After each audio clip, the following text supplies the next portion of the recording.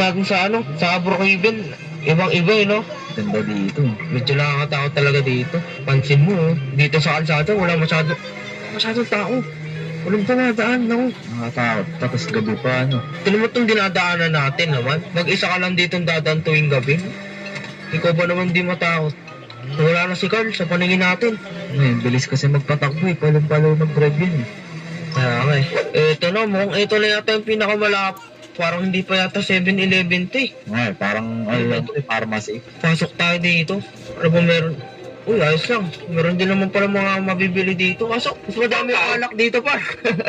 Dito tayo magiinom eh. Visit na visit, nilagay tayo sa liquor store. Kaya nga eh. Siguro ito nilang mga dito, candy. Kakailangan natin. Yeah. May hiluhin para man ako sa biyahe.